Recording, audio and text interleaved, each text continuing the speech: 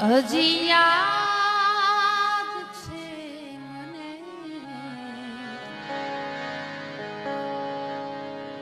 ઈ ફળિયાનો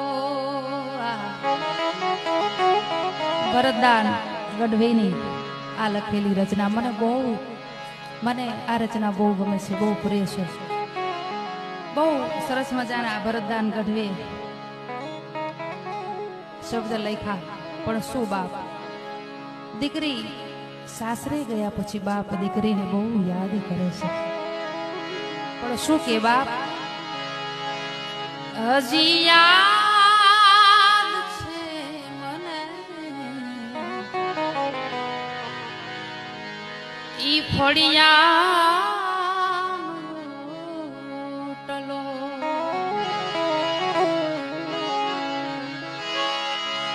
ઘર ગોખલે રમતી તી મેરી ઘર,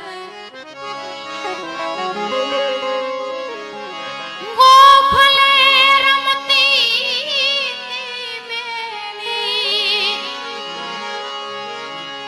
ઈ ઘણતી તી મીઠો રોટલો.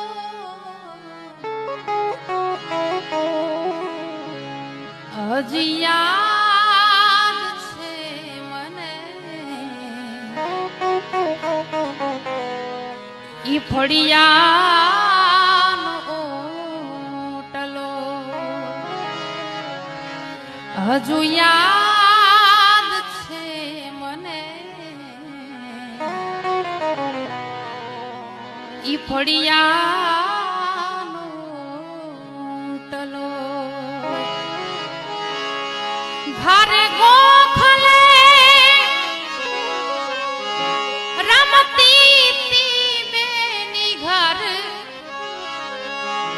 ગોખલે રમતી તી મેની ઈ ઘણતી તી મીઠો રોટલો.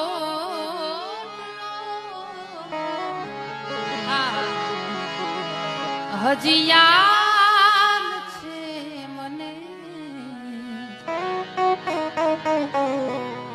ઈ ફળિયાનો ઓટલો.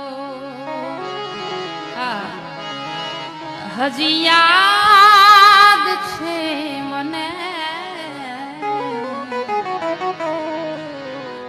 ઈ ફળિયાનો ઓટલો. ઈ ફળિયાનો ઓટલો, ઈ ફળિયાનો ઓટલો.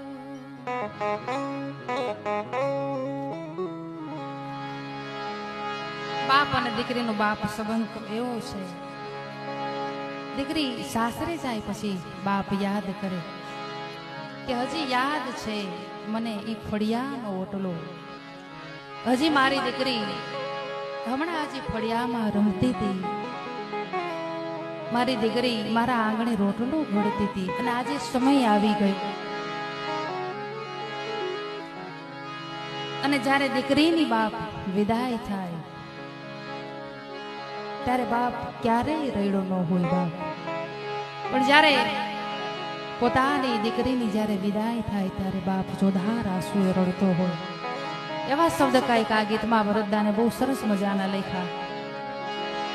એ બાપ ક્યારે રડતો ન હોય, પણ જે દીકરીની વિદાય થાય ને ત્યારે બાપ એ ખૂણામાં બેઠો બેઠો બાપ રડતો હોય.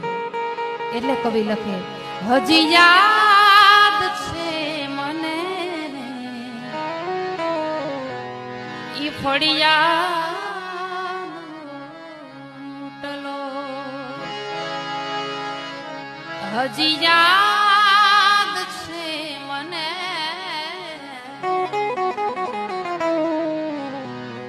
ઈ ફળિયાનો ઓટલો. ઈ ફળિયા